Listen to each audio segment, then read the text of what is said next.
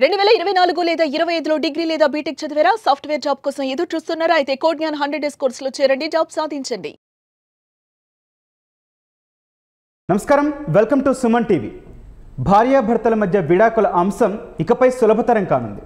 ఈ మేరకు సుప్రీంకోర్టు ఇన్నాళ్లు కాల పరిమితిగా ఉన్న 6 నెలల వ్యవధిని తగ్గించి ఎప్పుడైనా భార్యాభర్తలిద్దరూ పరస్పర అవగాహనతో విడాకులు కోరుకుంటే తక్షణం మంజూరు చేసే అధికారం కోర్టుకు ఉందని చెప్పి స్పష్టం చేసింది.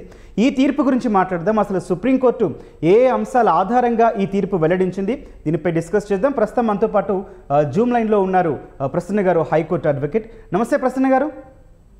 నమస్కారం అండి. మేడం, సంచలన తీర్పు అని చెప్పుకోవచ్చు. సుప్రీంకోర్టు వైవాహిక బంధం విడాకుల గురించి చాలా స్పష్టమైన తీర్పు ఇచ్చింది. అసలు ఏ అంశాలని సుప్రీంకోర్టు ఆధారంగా తీసుకుందండి? నెంబర్ ఆఫ్ కేసెస్ ఇంక్రీజ్ కావడము, దాంతో వేరే కేసెస్ కి ఇబ్బంది కావడం, కోర్టు టైం చాలా వరకు వృధా ఈ కేసుల మీదనే అవుతుంది జడ్జెస్ కి. నెక్స్ట్ ఇప్పుడున్న అప్డేట్ లో every day almost 50 cases filing అవుతుంది ఒక్కొక్క స్టేట్ లో. వన్ డేలో ఒక్కొక్క స్టేట్ లో 50 to 100 కేసెస్ ఫైలింగ్ అవుతుంది మొత్తం త్రూ అవుట్ స్టేట్లలో. అంటే త్రూ అవుట్ ఇండియా వరకు పోతే అది ఇంకా స్టేట్ టు స్టేట్ డివియేట్ అవుతుంది. కానీ దీంతో ఏమవుతుందంటే వర్క్ బర్డెన్ అనేది ఒక ఫుల్ స్టాప్ అనేది లేదు. డైవర్స్ కేసుకి ఎప్పుడు కూడా ఇద్దరు గెలిచారనుకుంటారు కానీ ఇద్దరు ఓడారనుకుంటారు, లేకపోతే ఇద్దరు గెలిచారనుకుంటారు కానీ దాంట్లో ఓడడము గెలవడం అనేది అసలు డైవర్స్ కేసెస్ లో ఉండదు. డైవర్స్ కేసులలో వాళ్ళకి ఇద్దరికి ఏంటి కావాల్సింది, అయితే కలిసి ఉండాలి లేకపోతే విడిపోవాలి. ఈ మధ్యలో ఉండేది ఏంటి, వాళ్ళ మధ్యలో కండిషన్స్ ఉంటాయి కొన్ని. ఆ కండిషన్స్ గురించి డ్రాగ్ అవుతుంది కేసెస్. అంతకు మించి అసలు ఇద్దరు వద్దు అనుకున్నప్పుడే ఇంత పీరియడ్ అసలు అవసరం లేదు కేసెస్ కి. ప్రసన్న గారు, ఈ 6 నెలల కాలాన్ని ఎందుకు విధిస్తారండి? అసలు ఆ 6 months అసలు ఏది జరగదండి కోర్టుల హియరింగ్ లో. అంటే ఆ మధ్యలో వాళ్ళకి ఏమన్నా కౌన్సిలింగ్ అన్న పేరుతోటో లేకపోతే ఇంకేదన్నా జరుగుతుందేమో అనుకుని 6 months లోపల అనుకుంటాం కానీ only date of filing, next date of hearing, last final 6 months తర్వాత. అయితే చాలా ముందు దాని ఉద్దేశం ఏముండేనంటే ఈ 6 months పీరియడ్ లో వీళ్ళిద్దరు ఏమన్నా కలుస్తారేమో అనే ఉద్దేశం ఉండేది. కానీ 6 months ఎందుకు కలవలేకపోతున్నారంటే ఆ ఫైలింగ్ చేసి వెళ్ళిపోయిన తర్వాత ఇంకా వాళ్ళ మొక్కాలే చూసుకోరు, వాళ్ళ మధ్యలో కమ్యూనికేషన్ అనేది కూడా ఉండదు. ఇంకా అది కోర్టు ఎందుకు గుర్తుపట్టలేదు ముందు అనేది out of the court settle అయిపోతుందేమో, మళ్ళీ ఇద్దరు పరస్పరం మాట్లాడుకుంటారేమో, కలుస్తారేమో, తొందరపడి ఎందుకు తీసుకున్నాం విడాకులు అనేసి అనుకుంటారేమో అనేసి అది ఒక గుడ్ ఇంటెన్షన్ తోటి ముందుకు తీసుకొచ్చారు అది. కానీ ఆ గుడ్ ఇంటెన్షన్ ఏమైందంటే ఇప్పుడు మొత్తం వేరే స్టేట్స్ లలో చదువుతున్నారు, అందరూ జాబ్స్ చేస్తున్నారు. వాళ్ళకి ఈ డైవర్స్ కేసుల కోసం ఇక్కడ ఉండిపోవాల్సి వస్తుంది, లేదా వీళ్ళ తరపున జీపీఐ ఎవరన్నా వాళ్ళ ఫాదర్ నో ఇంకెవరినో పెట్టాల్సి వస్తుంది. అది కూడా ఏంటి 6 months తర్వాత వీళ్ళకి ఆర్డర్ రావడానికి ఇంకొక 1 month అట్లా పడుతుంది. 7 months ఇంత లోపల వీళ్ళు ఏ సంబంధాలు చూసుకోకూడదు. ఆల్మోస్ట్ ఒకవేళ ఇంకొక పాయింట్, ఆర్టికల్ 142 అని సుప్రీంకోర్టు మెన్షన్ చేసిన పరిస్థితి ఏంటండి? ఆర్టికల్ 142 ఏం చెప్తోంది? సుప్రీంకోర్టు కి ఒక డిస్క్రిషనరీ పవర్ ఉంటుందండి. ఏ కేసెస్, కొన్ని కేసెస్ కి మాకుంది పవర్. అంటే ఇప్పుడు లోయర్ కోర్ట్స్ అనొచ్చు, ఇది లోయర్ కోర్టులలో ఫైలింగ్ ఉంది కదా, ఫ్యామిలీ కోర్ట్స్ ఇది మేము జడ్జిమెంట్స్ ఇవ్వాలి కదా.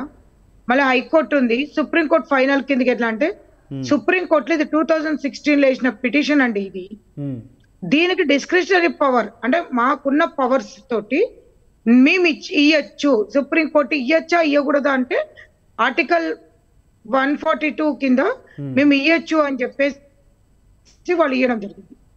ప్రసన్న గారు, అలాగే ఒక చాలా సెన్సిటివ్ పాయింట్ అండి ఇందులో. వైవాహిక బంధం అనేది మన ధర్మం ప్రకారం చూసుకుంటే అదొక వ్యవస్థలాగా కొనసాగుతూ వస్తుంది ఏళ్లుగా. ఎవరైనా సరే ఇట్లా తగాదాలు వచ్చినా, విడాకుల వరకు వచ్చినా కలపడానికి చూస్తారు. అఫ్కోర్స్ కోర్టుల పరిధిలో కూడా మెజారిటీ ఇలాగే జరుగుతోంది, కొన్ని కేసెస్ తప్పించి. కానీ ఇటువంటి త్వరగా విడాకుల మంజూరు అనే అంశంపై భిన్నాభిప్రాయాలు వ్యక్తం కావంటారా? లేదండి, ఇప్పుడున్న ట్రెండ్ ఎట్లుందంటే 5 నిమిషాలు డైవర్స్ ఇస్తే వాళ్ళంతా హ్యాపీ, ఇంకొకరు క్లియర్ ఉంది. అసలు వాళ్ళు అట్లీస్ట్ వాళ్ళు మేము ఎందుకు తీసుకుంటాం డైవర్స్? మా సెకండ్ అంటే మేము అడ్వకేట్లమే కానివ్వండి, జడ్జెసే కానివ్వండి, కౌన్సిలింగ్ సెంటర్ లో కానివ్వండి, ఇవాళ నువ్వు డైవర్స్ తీసుకుంటావు, నెక్స్ట్ రేపటి నుంచి నీ లైఫ్ ఏంటి అంటే దానికి సమాధానం ఎవరి దగ్గర లేదు. మాకు ఇవాళ ఫ్రీడమ్ కావాలి, ఇవాళ మాకు ఫ్రీడమ్ కావాలి. రేపటి గురించి what ever it may be, అది మంచిగా ఉంటుందా మంచిగా ఉండదా మాకు సంబంధం లేదు. ఓన్లీ మాకు కావాల్సింది ఏంటి అంటే ఇవాళ మాకు ఫ్రీడమ్ కావాలి.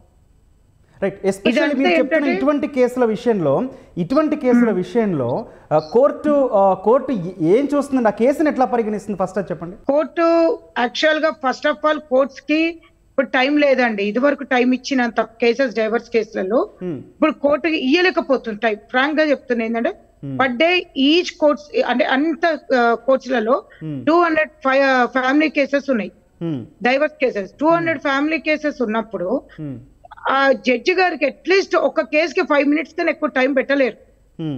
నాట్ ఈవెన్ 5 minutes, చెప్పాలంటే 2 minutes అండి. Hardly 2 minutes time పెట్టగలుగుతారు.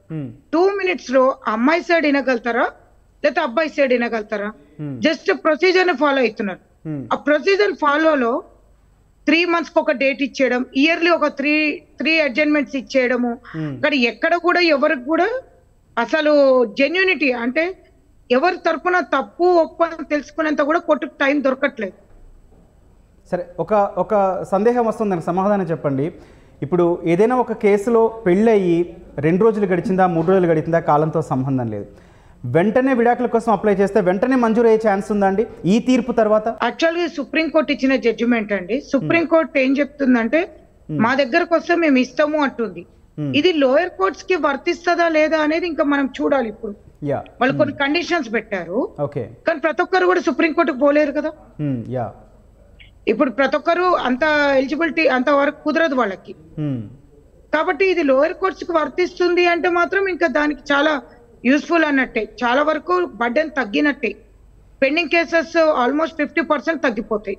రైట్. చివరిగా ప్రజల తరఫు నుంచి ఒక విషయం చెప్పండి. ఈ తీర్పు పట్ల ప్రజల స్పందన ఎట్లా ఉంటుంది? వాళ్ళకి మేలు చేసినట్ట కాదా?